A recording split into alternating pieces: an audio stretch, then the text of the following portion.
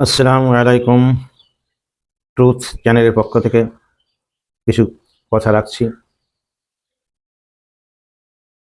বর্তমান সমাজে আমরা যে অবস্থান নিয়ে আছি সে বিষয়ে কিছু আলোচনা করব। বিশেষ করে বিজেপি সরকার ক্ষমতায় আসার পরে ভারতীয় মুসলিমদের কন্ডিশন, এটা আমাদের আত্মসমালোচনার দরকার আছে।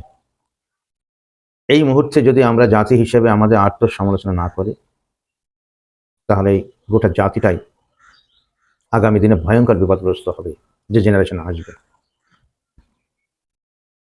এবং আমাদের মধ্যে একটা অ্যাওয়ারনেস প্রোগ্রাম মসজিদওয়ারি তৈরি করতে হবে। যদি আমরা এই অ্যাওয়ারনেস প্রোগ্রাম তৈরি করতে না পারি, তাহলে সমাজ মজুদা ঘটে যাওয়া বিষয় থেকে তারা গাফেল থাকে, ফলে তাদের সম্মুখ যে আসন্ন বিপদ সে বিষয়ে তারা অজ্ঞতার পরিচয় দান করে, ফলে সমাজ ব্যবস্থার মধ্যে একটা ধস নেমে আসে। আরএসএস রাষ্ট্রীয় স্বয়ংসেবক সংঘ 1925 সালে তৈরি হয়। এটাই হিন্দুত্ববাদী রাষ্ট্র প্রতিষ্ঠার জন্য। ভারতের স্বাধীনতা আন্দোলনের কংগ্রেস যেমন যখন একটা সর্বজাতি ধর্ম সমন্বয়ে একটা আন্দোলন গড়ে তুলেছিল, কিছু হিন্দু বুদ্ধিজীবী ভাবলেন ভারতের মেজরিটি সম্প্রদায় হচ্ছে হিন্দু, তাই হিন্দুদের জন্য একটা আলাদা রাষ্ট্র হওয়ার দরকার আছে, হিন্দু সুপ্রিমেসি দরকার আছে। সেই উদ্দেশ্যে তারা আরএসএস গঠন করে এবং সেইভাবে তারা আজ প্রায় 100 বছর হয়ে গেছে তাদের এই সংগঠন। ধীরে ধীরে তারা একটা রাষ্ট্রীয় ক্ষমতায় গ্রহণ করে একটা হিন্দু রাষ্ট্র কায়েমের সাফল্যের দিকে নিয়ে যাওয়ার চেষ্টা করছে।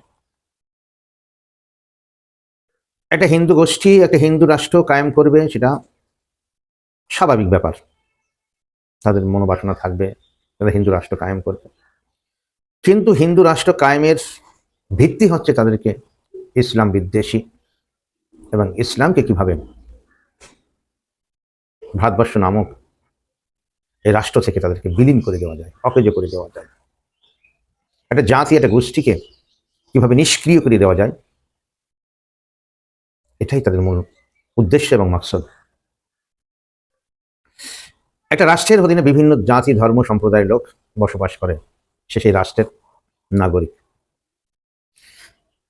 সে তার রাষ্ট্রকে আপন জন্মভূমি হিসাবে তার প্রতি তার মহব্বত দায়বদ্ধতা থাকেই, সে যে ধর্মেরই হোক না কেন। কিন্তু সেই রাষ্ট্রটাকে একটা পার্টিকুলার ধর্মেরই এজেন্সি দিয়ে অন্য অন্য সম্প্রদায় বা ধর্মের মানুষদেরকে আন্ডার এস্টিমেট করে, তাদেরকে কালিপাল লিপ্ত করে একটা হিন্দু রাষ্ট্র গঠনের যে একটা মেহনত চলছে, এটা যদি আমরা না বুঝতে চাই বা না বুঝতে পারি অন্যান্য সম্প্রদায়ের লোক, তাহলে কিন্তু ভারতবর্ষ একটা অসাধারণ সুন্দর দেশ, বন্ধুত্বের দেশ, একটা মানবতার দেশ, পরস্পরের মধ্যে একটা সুসম্পর্কের দেশ, ভ্রাতৃত্বের দেশ, যে বৈশিষ্ট্য বহন করে সে বৈশিষ্ট্য থেকে তারা অনেক দূরে সরে থাকবে। ফলে দেশটা একটা বিদ্বেষ ভাবাপন্ন একটা রাষ্ট্রে পরিণত হবে।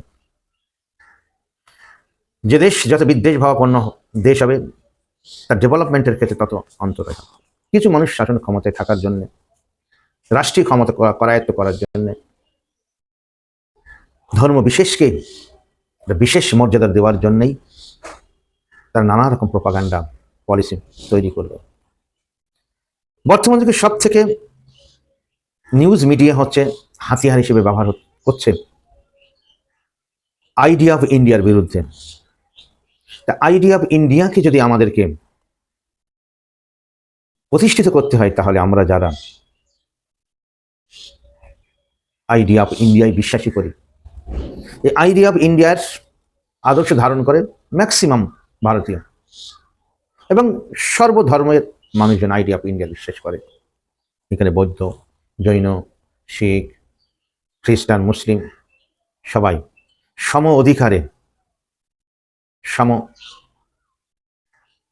তাদের ধর্মীয় রীতিনীতি পালন করার মধ্যে দিয়ে দেশটাকে আপন সত্তা হিসাবে ধারণ করে রাষ্ট্র গঠনে তারা অবদান রাখে। তাদেরকে আইসোলেটেড করে একটা পার্টিকুলার কিছু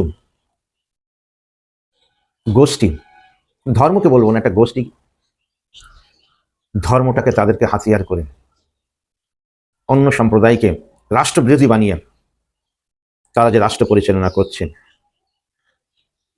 আমাদের দেশের বুদ্ধিজীবীদের এগিয়ে আসতে হবে ও ইউনাইটেড হতে হবে, ধর্ম বর্ণ জাতি নির্বিশেষে, দেশটার স্বার্থে, দেশের সাধারণ মানুষের স্বার্থে।